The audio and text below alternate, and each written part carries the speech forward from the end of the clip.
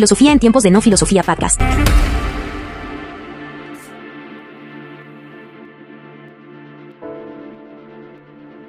Bienvenidos al episodio número 4 y hoy vamos a acabar con Leibniz, pero vamos a hablar de algo muy interesante. Vamos a hablar en Leibniz sobre la relación entre la mente y el cuerpo, ¿no? El problema de la relación entre mente y cuerpo es uno de los debates filosóficos más profundos y persistentes en la historia del pensamiento occidental.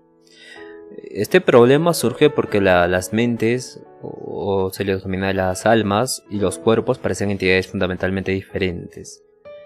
Las mentes son inmateriales, son conscientes y no extensas, mientras que los cuerpos son materiales, son inconscientes y extensas. Entonces la cuestión central es cómo estas dos sustancias interactúan y pueden coordinarse. René Descartes propone una dualidad radical entre la mente y el cuerpo. Según su teoría, la mente es una sustancia inmaterial que piensa, mientras que el cuerpo es una sustancia material que ocupa un espacio y se rige por las leyes físicas. Entonces, para Descartes, la interacción entre mente y cuerpo ocurre en la glándula pineal, ¿no? Un pequeño órgano ubicado en el cerebro, donde supuestamente las decisiones de la mente influyen en el cuerpo y viceversa. Sin embargo, esta solución fue ampliamente criticada, dado que los críticos señalaron que si la mente es completamente inmaterial y el cuerpo completamente material, no hay una explicación clara de cómo algo inmaterial puede causar efectos en algo material, y también viceversa. Y este problema se conoce como el problema de la interacción causal. Ya vimos con Kant, con Leibniz un poco sobre el problema de la causalidad, pero ahora la crítica de Leibniz a la interacción cartesiana es sumamente importante porque Leibniz rechaza la idea de que la mente y el cuerpo puedan interactuar causalmente. En su opinión, la interacción directa entre estas dos sustancias tan distintas como lo mental y lo físico eran conceptualmente problemáticas y metafísicamente insostenibles, ¿no? En lugar de aceptar la interacción causal, Leibniz ha desarrollado su propia teoría para explicar la aparente coordinación entre la mente y el cuerpo, la teoría de la armonía preestablecida. Ya hablamos de esto en el anterior episodio, pero Leibniz argumenta que Dios, al crear el universo, dotó a cada sustancia, tanto las mentes como los cuerpos, con una naturaleza interna perfectamente coordinadas desde el principio. Y según su teoría, las instancias, son dos instancias, la instancia material y la instancia mental, pero en esencia son sustancias. No interactúan directamente porque cada sustancia, ya sea el alma o el cuerpo, sigue su propio curso de desarrollo, pero un desarrollo interno, sin influir causalmente en otras sustancias. Es como si se crearan dos vasos que representarían lo mental y lo físico, y ya tendrían esta armonía preestablecida, y esto hace que se desarrolle sin ninguna contradicción. Entonces la coordinación es el producto de un diseño divino, donde Dios creó el universo de tal manera que todas las sustancias están sincronizadas entre sí desde el inicio, como si fueran relojes perfectamente ajustados. Así, aunque las sustancias no interactúan, sus estados siempre coinciden perfectamente. Entonces las mónadas como unidades fundamentales, Leibniz, que concebía la realidad como contrapuesta por mónadas, que son unidades simples, indivisibles, que constituyen aspectos básicos del universo. Entonces estas mónadas tienen su propia perspectiva sobre el universo. Y no solo eso, porque refleja todo lo que ocurre en él, pero sin interactuar directamente con otras mónadas. Por ejemplo, cuando sentimos dolor después de quemarnos, según Leibniz, no es que el cuerpo cause el dolor en la mente, sino que tanto el cuerpo como la mente han sido programados desde el principio para actuar en perfecta sincronía. Entonces el cuerpo experimenta la quemadura y la mente siente el dolor, pero ambos procesos ocurren independientemente debido a la armonía preestablecida.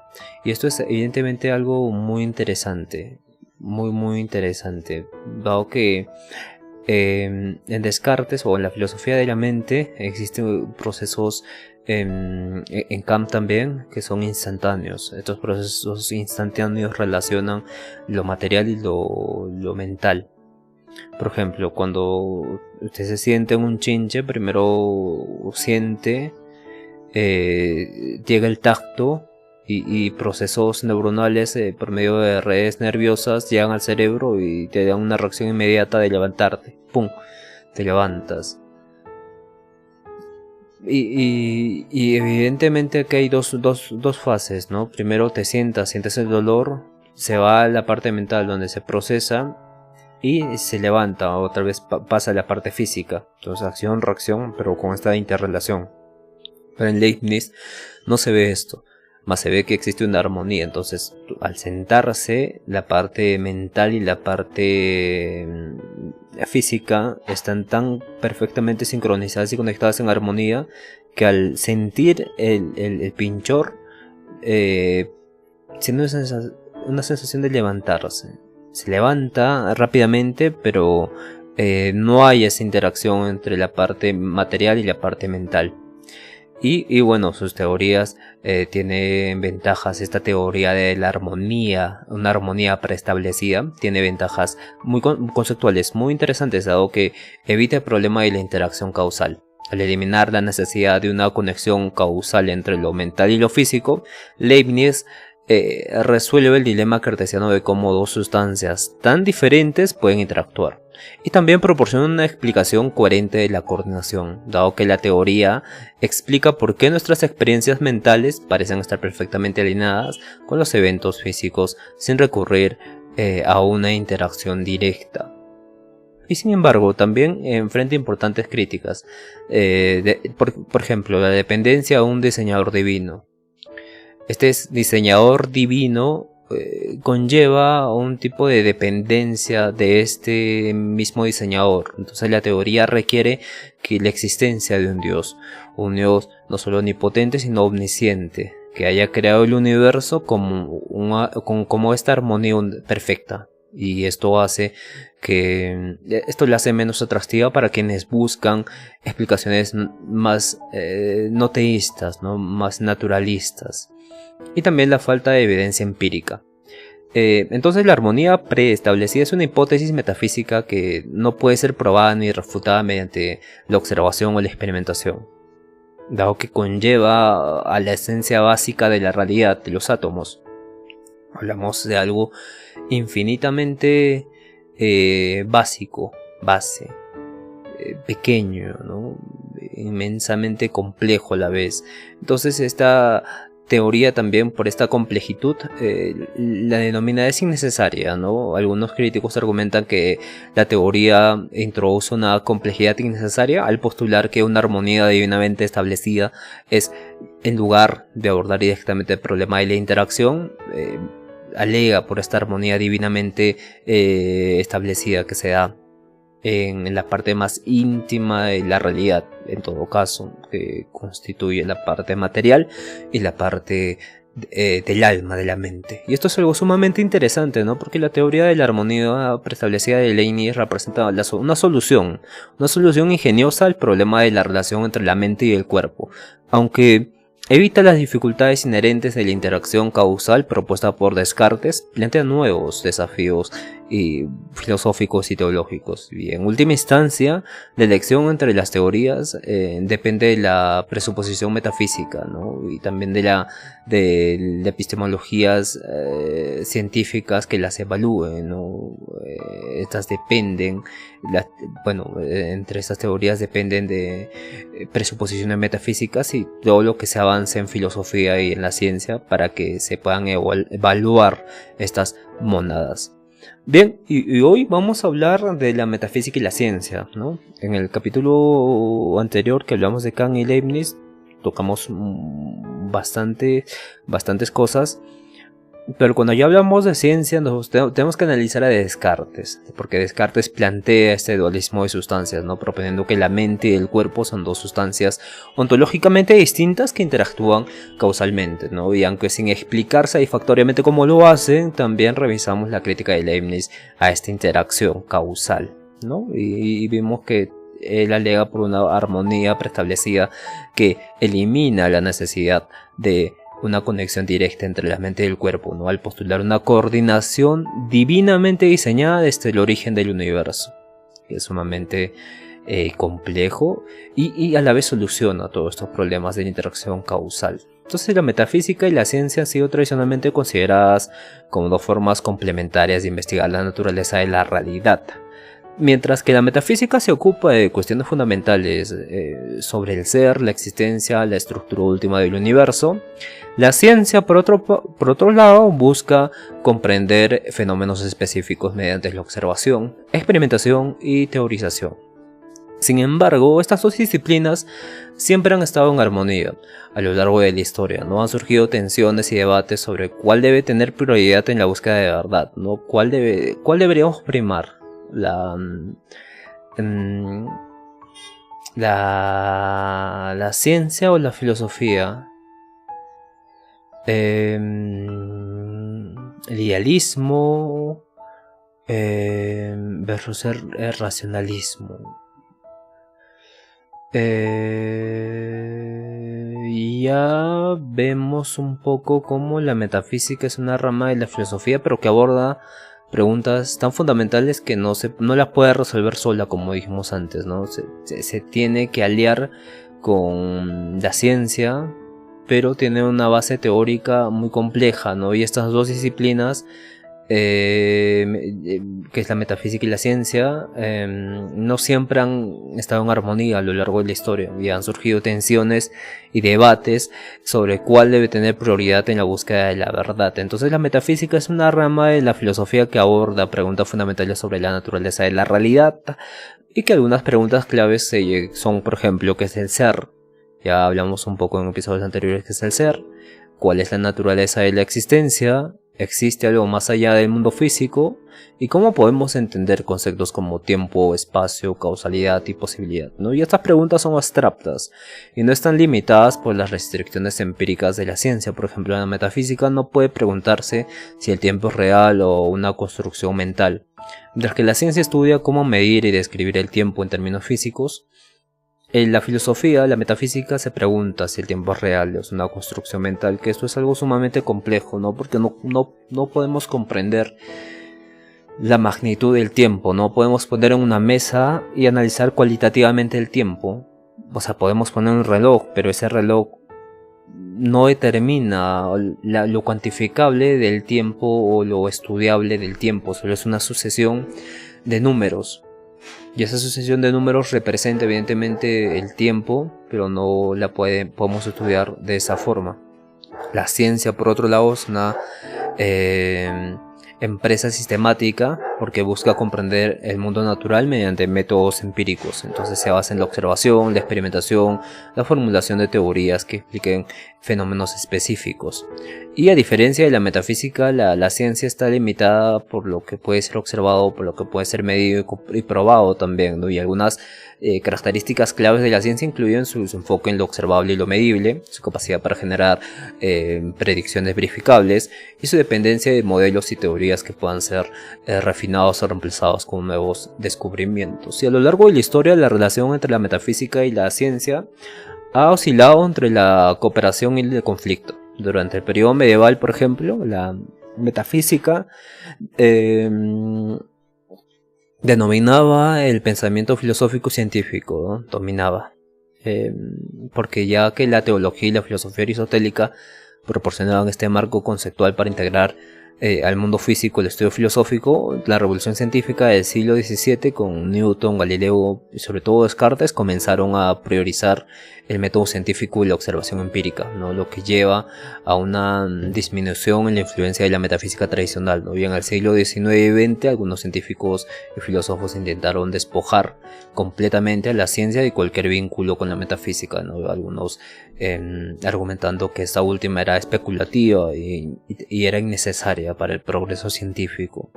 Sin embargo, otros han defendido que la ciencia no puede prescindir de los supuestos metafísicos básicos como la existencia de un mundo extenso o la uniformidad de las leyes naturales o la objetividad de la realidad. A pesar de estas diferencias que tienen la metafísica y la ciencia, comparten un objetivo en común. ¿Y cuál es? El comprender la naturaleza de la realidad. ¿Y por qué vamos a comprender la naturaleza de la realidad, ¿no? ¿Qué hay en la naturaleza de la realidad que nos interese, ¿no? Nos interesa en el mundo actual estabilidad económica, estabilidad familiar, estabilidad emocional, pero todo esto tiene una base en la realidad misma. ¿Y a qué me refiero? Si no comprendemos, somos conscientes de nuestra realidad interior relacionada con la realidad exterior, va a haber una no congruencia con nosotros mismos.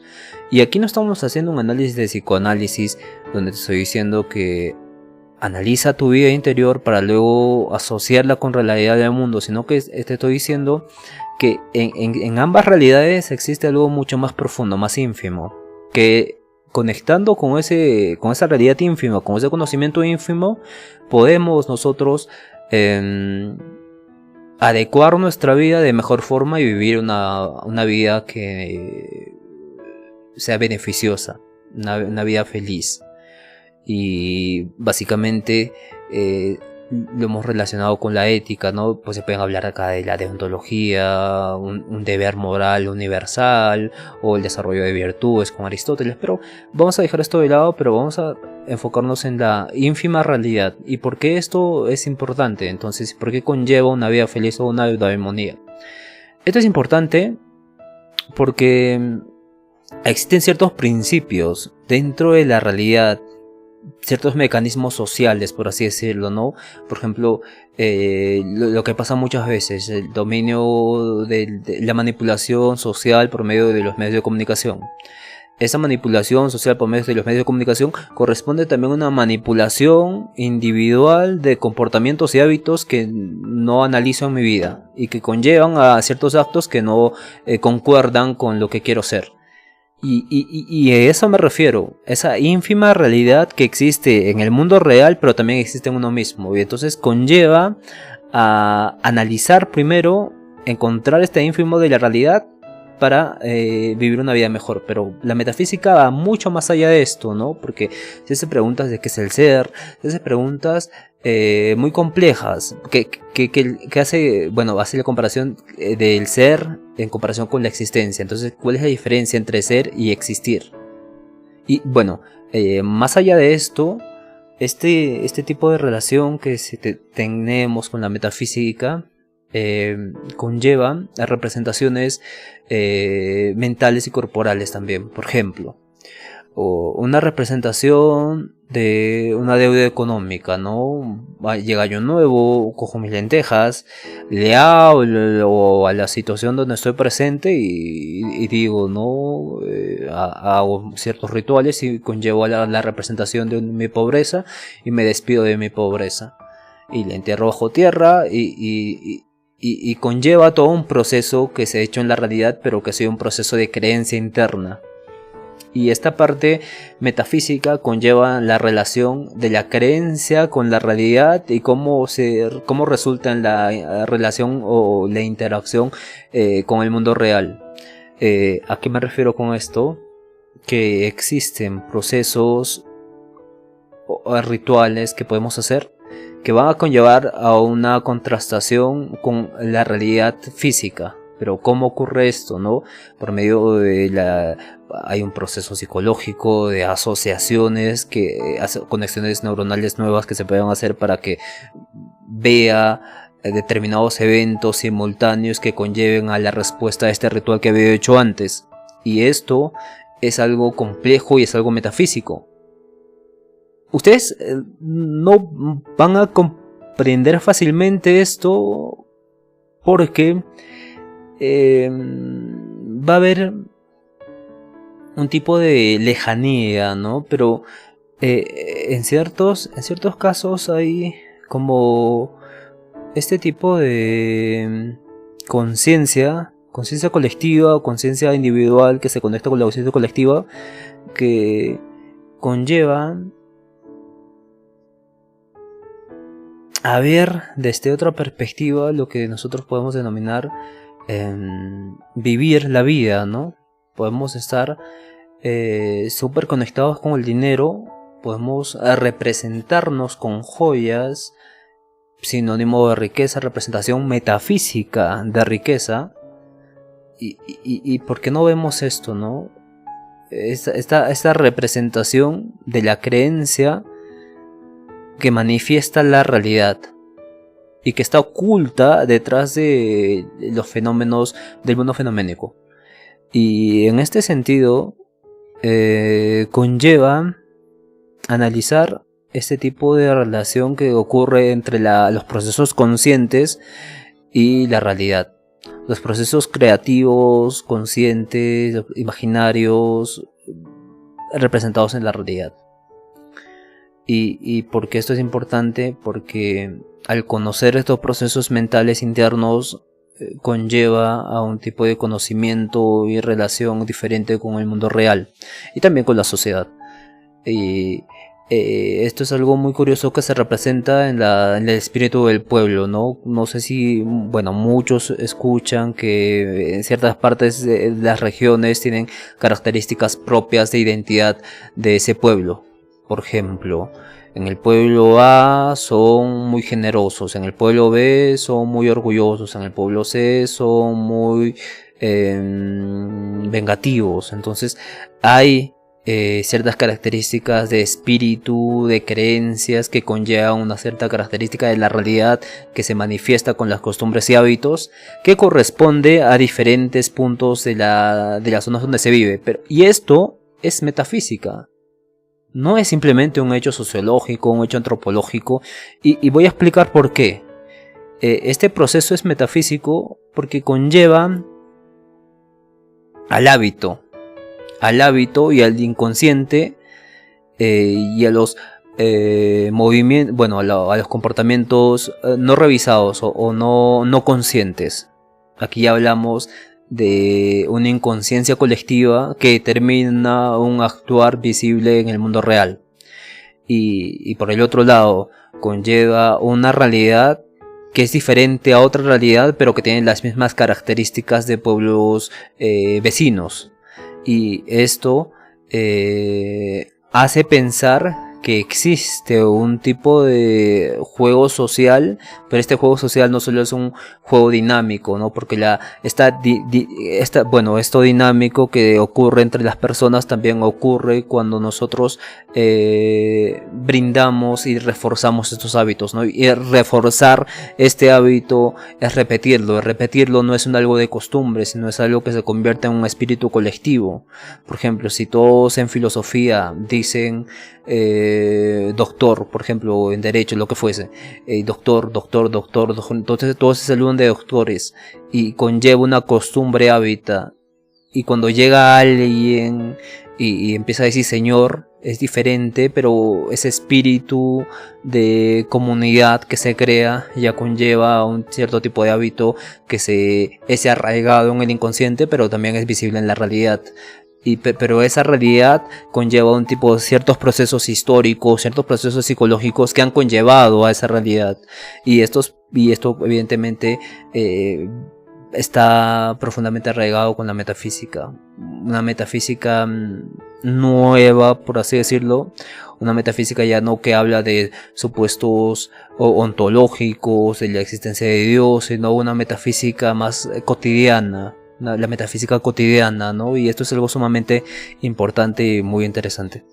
Bien, vamos a continuar con nuestro punto de encuentro. Bien.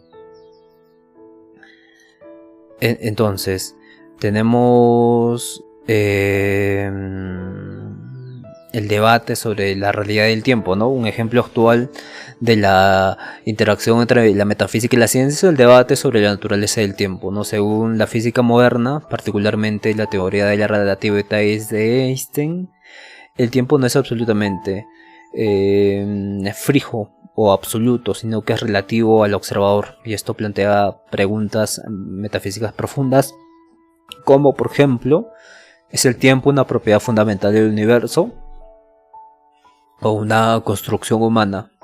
¿Es el pasado, el futuro, el presente igualmente reales?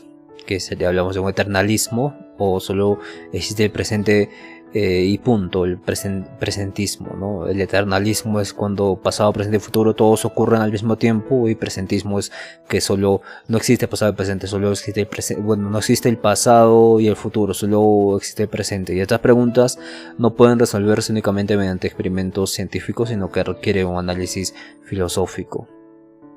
Y para esto también la ciencia impacta en la metafísica, ¿no? La ciencia no solo transforma nuestra comprensión del mundo, sino que también influye profundamente en las preguntas y respuestas que la metafísica ofrece sobre la naturaleza última de la realidad. Y a lo largo de la historia, los avances científicos han desafiado supuestos filosóficos tradicionales, obligando a la metafísica a adaptarse, reinterpretar gracias a conceptos fundamentales como la causalidad, tiempo, espacio, identidad y realidad, ¿no? Y en este segmento vamos a explorar, por ejemplo, la mecánica cuántica, que fue desarrollada durante el siglo XX y es una de las teorías más exitosas y extrañas de la ciencia moderna, ¿no? Y describe el comportamiento de partículas subatómicas y ha demostrado ser extremadamente precisa en sus predicciones, ¿no? Sin embargo, plantea cuestiones profundas que desafían nuestras intenciones clásicas sobre la realidad. En la física clásica los eventos están determinados por causas anteriores, con Newton y toda la tradición que se conllevaba al proceso de causalidad. Sin embargo, la mecánica cuántica introduce un elemento de indeterminación fundamental, donde no podemos predecir con certeza el resultado de un experimento, solo probabilidades, ¿no? Y esto plantea preguntas metafísicas sobre la naturaleza de la causalidad, ¿no? ¿Es el universo inherentemente indeterminista o existe un nivel más profundo de realidad que aún desconocemos, ¿no? Y es lo que les decía antes, ¿no? Por ejemplo, hacemos este ritual, conlleva a crear en nuestra inconsciencia patrones de comportamientos que nos lleven a ese objetivo que hemos hecho en el ritual, o simplemente es algo indeterminado. Entonces aquí hay un estudio muy profundo sobre esto. Bien, entonces aquí también existe en la teoría cuántica el proceso de dualidad onda-partícula, donde las partículas subatómicas, como los electrones, pueden comportarse tanto como partículas de onda, dependiendo de cómo se observe. Y esto sugiere que la realidad no es independiente del observador, y desde una perspectiva metafísica, esto plantea la pregunta: ¿existe una realidad objetiva independientemente de la observación? ¿O la realidad emerge de la interacción entre el observador y lo observado? También la mecánica cuántica habla de la no localidad y el entrelazamiento cuántico, ¿no? El fenómeno del entrelazamiento cuántico muestra que dos partículas pueden estar conectadas de tal manera que el estado de una puede afectar instantáneamente el estado de otra, sin importar la distancia que los separe. Y esto es muy interesante porque desafía la noción de localidad, la idea de que los efectos deben prolongarse a través del espacio-tiempo. Entonces esto implica que esto muestra la comprensión de causalidad que está mucho más allá del espacio y tiempo. Entonces, ¿qué implica esto para nuestra comprensión? Hay cosas del espacio y tiempo que nosotros no conocemos. Incluso Einstein en su tiempo era completamente rechazado. Con el tiempo fue adaptándose se fueron adaptando a la teoría de la relatividad. Y actualmente hay teorías de la mecánica cuántica que conllevan también un hito importante en el futuro, que va a conllevar lo mismo que Einstein hizo, ¿no? Y en la interpretación de Copenhague de la mecánica cuántica, el acto de medir colapsa la función de onda, determinando el estado de una partícula, y esto sugiere que el observador juega un papel activo en la construcción de la realidad, ¿no? El observador altera al observado. Y evidentemente esto es sumamente complejo y está relacionado también con los procesos que mencionamos antes. Y esto ha llevado a debates metafísicos sobre la naturaleza de la conciencia y su relación con la física, como la conocemos, la realidad física. Bien, también hay que hablar del impacto en la metafísica, ¿no? La teoría cuántica ha inspirado nuevas reflexiones sobre temas como el realismo versus el idealismo, dado que existe una realidad objetiva independientemente de la mente humana, o la realidad es construida por el observador. Y evidentemente tenemos el determinismo versus el indeterminismo, ¿no? ¿Es el universo completamente predecible o hay un componente fundamental aleatorio en la naturaleza? También el holismo y el reduccionismo, ¿no? Deberíamos entender el universo como un todo interconectado o como una colección de partes independientes. Es muy interesante este proceso y la discusión de la mecánica cuántica. Bien, la teoría de la relatividad tiene implicaciones metafísicas también. Albert Einstein incluye dos componentes principales: la relatividad espacial de 1905 y la relatividad general de 1915, ¿no? Ambas han transformado nuestra comprensión del espacio-tiempo y también la gravedad con profundas implicaciones metafísicas, dado que según la relatividad espacial, el tiempo no es absoluto, sino es relativo al movimiento del observador. Por ejemplo, un reloj en movimiento avanza más lentamente que uno en reposo. Y esto plantea preguntas metafísicas sobre la naturaleza del tiempo. ¿Es el tiempo una propiedad fundamental del universo o una ilusión creada por nuestra percepción para tener conciencia de la vida en este planeta? Entonces el espacio-tiempo como entidad unificada es lo que propone Albert Einstein en su relatividad general, que describe el universo como un conjunto continuo de tiempo y espacio curvado por la presencia de masa y energía, y esto sugiere que el espacio y el tiempo no son entidades separadas, sino aspectos interdependientes de una misma estructura, ¿no? Y desde una perspectiva metafísica, esto nos lleva a preguntar, ¿no?, ¿qué es el espacio y qué es el tiempo? ¿Y qué es espacio-tiempo? Espacio-tiempo. ¿Y es una entidad real o simplemente una herramienta matemática para describir el universo?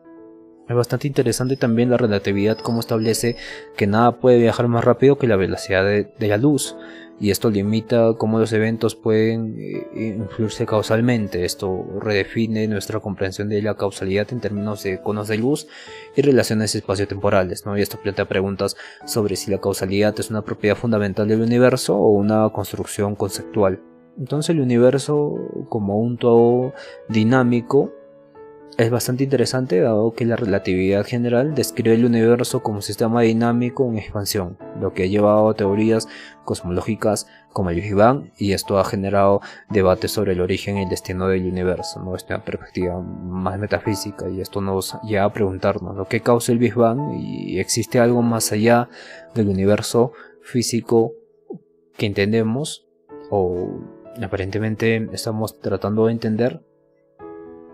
Y con ello existe la interacción de descubrimientos científicos modernos, nuevos, contemporáneos, actuales, y los problemas metafísicos tradicionales. El problema, por ejemplo, del impacto que tiene la física clásica y la teoría cuántica relacionada con la relatividad, ¿no? La causalidad ya no se entiende como una relación lineal y universal. Lineal, ¿no? En su lugar, los filósofos debaten si la causalidad es una propiedad fundamental del universo o una herramienta conceptual útil para organizar nuestras percepciones. Y el tiempo ha sido un tema central en la metafísica desde la antigüedad. Filósofos como Aristóteles y San Agustín reflexionan sobre si el tiempo es una propiedad objetiva del universo o una construcción mental. Kant, por su parte, argumenta que el tiempo es una forma a priori de intuición humana y no una característica independiente del mundo externo. Y para ello, Einstein, no para responder a Kant, sino para hablar de la relatividad espacial, en sí de la relatividad especial, Einstein demuestra que el tiempo no es absoluto, sino es relativo al movimiento del observador, y esto desafía la noción newtoniana de tiempo universal y uniforme. Y también la teoría de Einstein en la relatividad general. Hay dos relatividades, ya hablamos de la relatividad especial y la relatividad general, donde la teoría de Einstein describe el tiempo como una dimensión inseparable del espacio, formando ahí un continuo espacio-tiempo.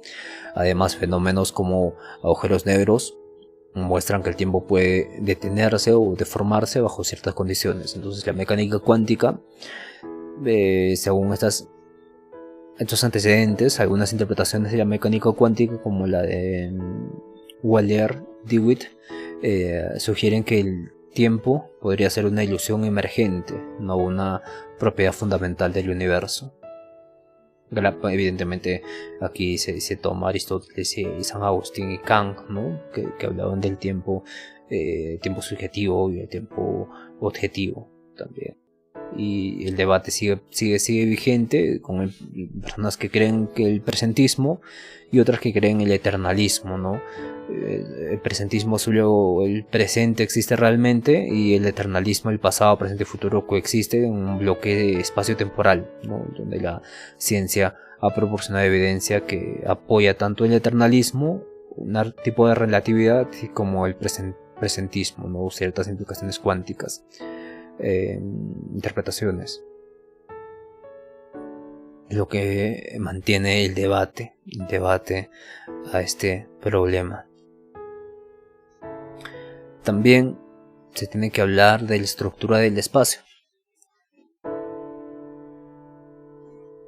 El espacio ha sido siempre un objeto de discusión desde los presocráticos, quienes se preguntaban si el espacio es infinito o finito, lleno o vacío. Entonces Newton propuso que el espacio es absoluto e independiente de los objetos, mientras que Leibniz, como sabemos, argumentó que el espacio es relacional, no en principios de causalidad, sino de armonía, entonces derivado de las relaciones entre objetos.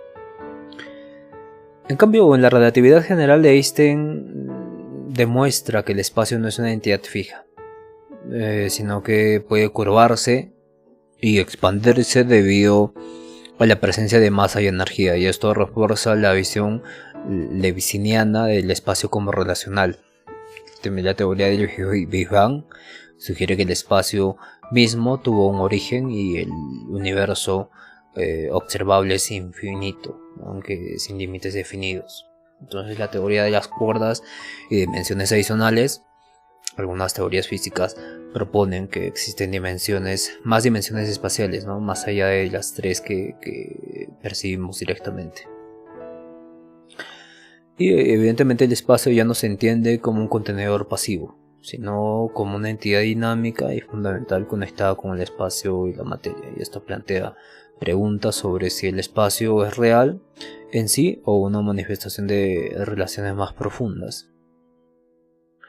Y también tenemos el problema de la identidad y la persistencia, el problema de la existencia y de lo material también, pero el problema de la identidad personal y la persistencia de los objetos a lo largo del tiempo han sido temas centrales en la metafísica.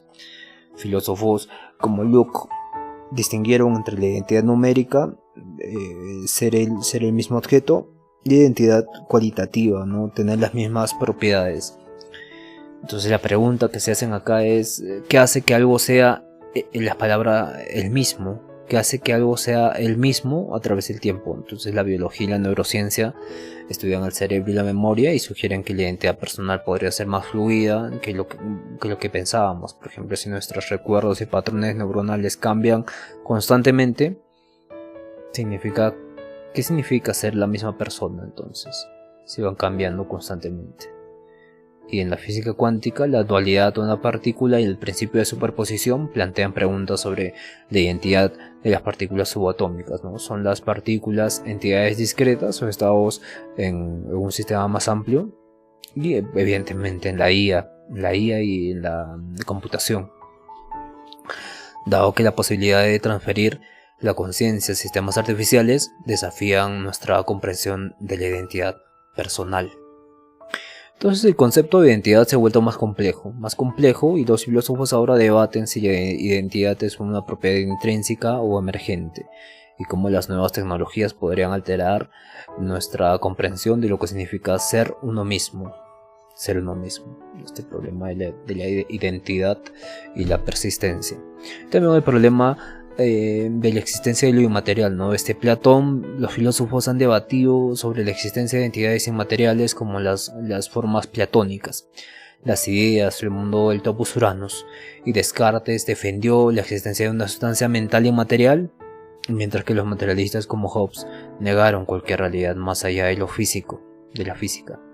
Entonces en neurociencia, los avances en neurociencia han demostrado que muchos fenómenos mentales tienen correlativos físicos en el cerebro, lo que ha fortalecido al materialismo. También en la física cuántica, pero acá también en neurociencia se descubren que hay un cierto tipo de desarrollo de ciertas moléculas, de ciertas proteínas que tienen un comportamiento cuántico. Tienen procesos cuánticos.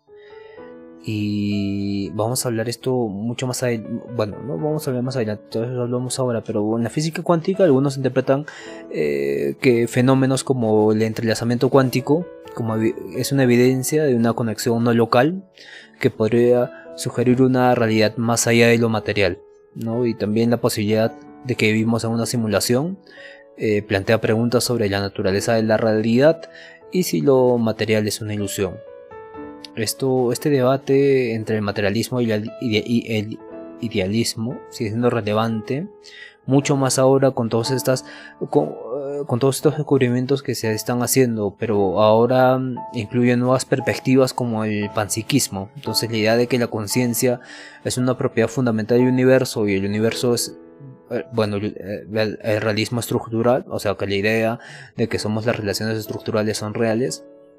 Las relaciones estructurales son reales. Este realismo estructural conlleva a un tipo de oposición al panpsiquismo, que es la idea de que la conciencia es una propiedad fundamental del universo, ¿no? Y la parte consciente es lo único real, por así decirlo, y que conlleva evidentemente a procesos de conocimiento, de percepción y de interacción con lo que se percibe. Entonces los descubrimientos científicos han transformado profundamente los problemas metafísicos tradicionales, desafiando supuestos arraigados y abriendo nuevas líneas de investigación. Entonces la interacción entre ciencia y metafísica no es unidireccional, mientras que la ciencia informa a la metafísica, a esta última ofrece marcos conceptuales para interpretar los hallazgos científicos en última instancia. La colaboración entre ambas disciplinas nos permite avanzar hacia una comprensión más profunda y más matizada de la realidad.